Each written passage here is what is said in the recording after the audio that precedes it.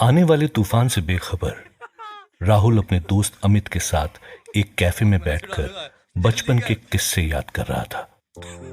कई सालों की दूरी के बाद मिलने पर आज बातें खत्म ही नहीं हो रही थी। राहुल और अमित उस जमाने के दोस्त हैं जब उन्हें बोलना भी नहीं आता था। हंसते हुए राहुल अमित से कहता है, भाई बहुत अच्छा हुआ कि तू हमेशा के लिए यहां मुंबई शिफ्ट हो गया। अमित अपनी कॉफी का सिप लेकर कहता है, वैसे तू मुझे तेरी गर्लफ्रेंड से मिलवाने वाला था, क्या हुआ उसका? राहुल मुस्कुराते हुए कहता है, भाभी बोलने की आदत डाल ले अब।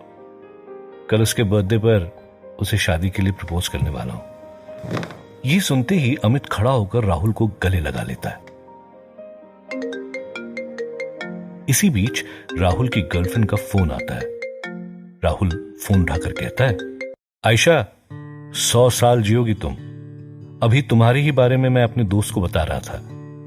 दूसरी ओर से आयशा हंसते हुए कहती है, अब ये कौन से दोस्त के सामने मेरी बुराई कर रहे हो? तभी अमित राहुल के हाथों से फोन खींचकर अपना परिचय देता है और आयशा से जल्दी मिलने के लिए कहकर फोन दोबारा राहुल को दे देता है। राहुल अमित से थोड़ा दूर जाकर आयशा से कहता है, शाम को मिलोगी ना? नहीं राहुल, यही बताने के लिए तो फोन किया था। मेरी एक अर्जेंट मीटिंग आ गई है, मुझे तुरंत वहां के लिए निकलना होगा और मैं तुम्हें कल ही मिल पाऊंगी। ओके, कोई बात नहीं, ध्यान से जाना और पहुंचकर फोन करना। राहुल अमित की ओर मुड़कर उसे सारी बातें बताता है और कैफे से निकल जाता है। जैसे ही वो अपनी बाइक पर बैठता है उसे ख्याल आता है, क्यों ना आयशा को सरप्राइज दे दूं, जल्दी मिल लेता हूं इससे पहले कि वो मीटिंग के लिए निकल जाए। राहुल अपनी बाइक मोड़कर आयशा के ऑफिस के नीचे पहुंचता है। वो बाइक से उतरने ही वाला होता है कि वो आयशा को ऑफिस बिल्डिंग से बाहर आते देख लेता है। इससे पहले राहुल से आवाज दे पाता वो देखता है आयशा एक नीली मर्सिडीज के पास जाकर एक लड़के को गले लगा लेती है और उसके होंठों पर किस करती है। ये देखते ही राहुल के पैरों के तले जमीन खिसक जाती है। उसकी आंख से आंसू की एक बूंद गिरती है और वो उन पुरानी यादों में खो जाता है जब वो और आयशा एक दूसरे से मिले थे और जब उसने आयशा को पहली बार आई लव यू कहा था।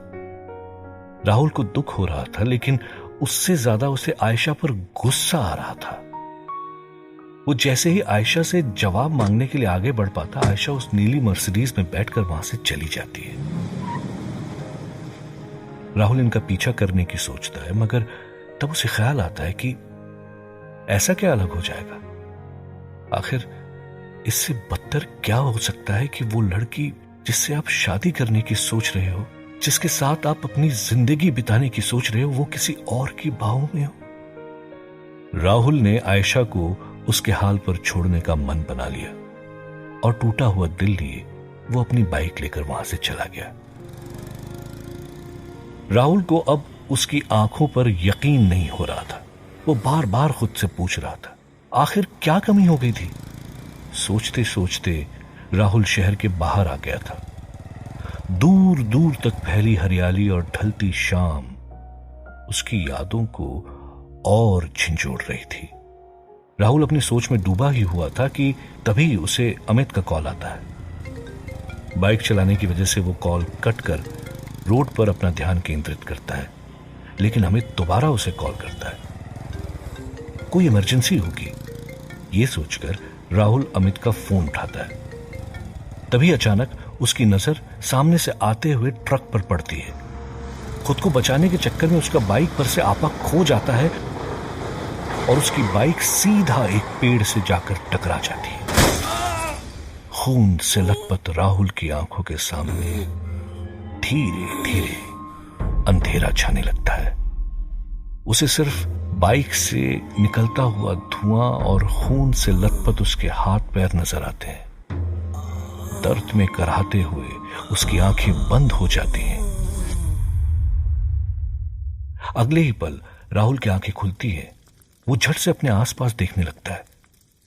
अपने आप को एक अजीब सी दिखने वाली गुफा में, जहां सिर्फ मशालें लगी हुई हैं, वहां पाता है। ये मैं कहां आ गया? सोचते सोचते जैसे ही राहुल आगे बढ़ता है, वो देखता है उसके सामने एक लंबी लाइन लगी हुई है, जहां दूर कोई शख्स खड़ा है, जिसे लोग बारी बारी मिल रहे हैं और उसके सामने गिड़गिड़ा रहे हैं। शायद ये आदमी यहां का केयरटेकर होगा। अब इसी से पूछता हूं। ये सोचते हुए राहुल आगे लाइन में लग जाता है। जैसे ही वो अपने आगे वाले को आगे बढ़ने के लिए कहता है, वो आदमी बिना धड़ हिलाए अपना सिर घुमा देता है, मानो उसकी गर्दन में हड्डी ही ना हो। ये देखते ही राहुल के होश उड़ जाते हैं। वो वहीं खड़े होकर चिल्लाने लगता है, भूत भूत। ये सुनते ही उसके सामने खड़ा वो आदमी जोर से हंसने लगता है। अगर मैं भूत हूं तो तुम कौन हो? जरा अपने पैरों पे तो नजर डालो। राहुल ये सुनते ही नीचे देखता है। नीचे का नजारा देखकर उसकी जुबान जैसे कट जाती है। राहुल के दोनों पैर पूरी तरह से कटे हुए थे। वो अब तक हवा में लहरा रहा था। उसकी आंखों में आंसू आ जाते हैं। हे भगवान, ये क्या हो गया? मैं तो मर चुका हूं। क्या हो रहा है मेरे साथ? इससे पहले कि वो कुछ समझ पाता, उसका नंबर आ जाता है। सामने खड़ा शख्स राहुल को करीब आने के लिए कहता है। उस शख्स ने लंबी काली पोशाक पहनी है। इतने मरे हुए लोगों के बीच वो अकेला मुस्कुरा रहा है। वो राहुल से कहता है, आओ राहुल, मैं जानता हूं तुम्हें कुछ समझ में नहीं आ रहा है। बस इतना समझ लो कि तुम मर चुके हो और यहां तुम्हारा न्याय होने वाला है कि क्या तुम स्वर्ग के लायक हो या नहीं। राहुल ये सुनकर वहां से डर के भागने की कोशिश करता है, लेकिन अपने शरीर में एक अजीब सी जकड़न महसूस करता है, जैसे किसी ने उसे दबोच रखा हो। वो मुड़कर देखता है, वो शख्स जो काली पोशाक में था राहुल की ओर मुस्कुराते हुए देख रहा है। उसने राहुल को अपने बड़े बड़े पंजों में जकड़ के रखा है। प्लीज प्लीज मुझे छोड़ दो। राहुल की ये फरियाद सुनकर शख्स जोर जोर से हंसने लगता है।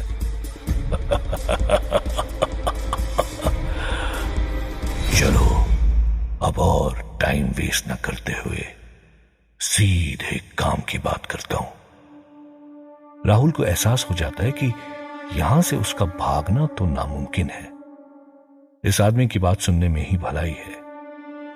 वो आदमी राहुल को कहता है, मेरा नाम नरकदूत है। मैं यहां लोगों को कर्मों के फल देता हूं, मगर तुम एक स्पेशल केस हो, इसीलिए तुम्हें स्पेशल ट्रीटमेंट भी मिलेगी। राहुल ये सुनकर अचंभे में आ जाता है। मैं कुछ समझा नहीं। नरकदूत मुस्कुराते हुए कहता है, तुम्हें मैं पृथ्वी लोक दोबारा भेजूंगा, पर शर्त यह है कि तुम वहां हमारे लिए काम करोगे, एक नरकदूत बनकर, जिसका काम होगा पापियों को मारना।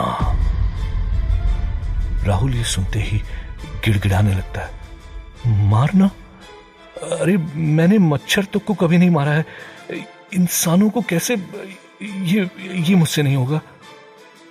राहुल की ना सुनते ही नरकदूत गुस्से से आग बबूला हो उठता है। वो चुटकी बजाता है और अचानक से उसकी सुनसान सी गुफा चीखों से भर जाती है। राहुल देखता है कि उस गुफा में मीलों दूर तक लोग हैं जिन्हें मारा पीटा जा रहा है। उन लोगों को उनके कर्मों की सजा दी जा रही है। वो सिर घुमाते ही जब नर्कदूत को देखता है तो वो नर्कदूत अब एक विशाल राक्षस बन चुका था, जिसके सर पर बड़े बड़े सींग थे। उसका शरीर खून समान लाल था और आंखों से आग बरस रही थी। वो गुस्से में राहुल से कहता है, अगर तुम मेरी बात नहीं मानोगे तो तुम्हारा भी यही हाल होगा। नरकदूत राहुल को उठाकर खौलते हुए तेल की कढ़ाई के ऊपर लटका देता है। अगर बात नहीं मानी तो इसी खौलते हुए तेल के अंदर तुम्हें फ्राई कर दूंगा। राहुल डर के मारे हाँ कह देता है। तुम जो कहोगे मैं करूंगा, प्लीज प्लीज मुझे फ्राई मत करो। ये सुनते ही नरकदूत चुटकी बजाता है और फिर सब पहले जैसा हो जाता है। तो तुम्हें मैं ऊपर भेजूंगा। तुम्हें उन लोगों को मारना है जिनके ऊपर लाल एक्स मार्क होगा। याद रखना, एक पापी हर रोज। राहुल इससे पहले कुछ बोल पाता वो नरकदूत अपनी चुटकी बजाता है और राहुल अपने आप को फिर से पृथ्वी लोक पर पाता है। आसपास का माहौल देखकर राहुल के चेहरे पर मुस्कुराहट आ जाती है। वो जैसे ही आगे बढ़ता है उसे एक आदमी नजर आता है जो एक गरीब आदमी को खाना खिला रहा था। राहुल देखता है उसके ऊपर वो एक्स, वो क्रॉस का निशान है। ये तो कोई भला इंसान मालूम होता है। भला इसकी जान मैं कैसे ले सकता हूं? जैसे ही राहुल मुड़ता है उसे नर्कदूत की आवाज अपने कानों में सुनाई देती है। वो नर्कदूत राहुल को तेल में फ्राई करने की बात करता है। यह सुनते ही राहुल घबरा कर मुड़ता है और उस आदमी की ओर बढ़ता है। जैसे ही वो उस आदमी के सामने जाता है वो उसका चेहरा देखकर चौंक जाता है। पापा, आप यहां? वो इंसान कोई और नहीं, राहुल के अपने पापा थे। वो राहुल की ओर मुस्कुराते हुए कहते हैं, अरे राहुल, कहां था रे तू? कब से तेरी मां और मैं परेशान हैं? तेरा फोन भी नहीं लग रहा था। आयशा के भी कितने कॉल आए। ये सारी बातें राहुल के कानों के अंदर जा तो रही थी, पर वो इतना हैरान था कि उसे कुछ समझ में नहीं आ रहा था। वो वही बुत बनकर अपने पापा के सामने खड़ा रहा। राहुल के पापा उसे जोर से हिलाकर होश में लाने की कोशिश करते हैं। अरे राहुल, कहां खो गया है? राहुल के होश आते ही वो पापा को गले लगा लेता है। इससे पहले राहुल ने कभी अपने पापा को गले नहीं लगाया था। उसका ये रूप देखकर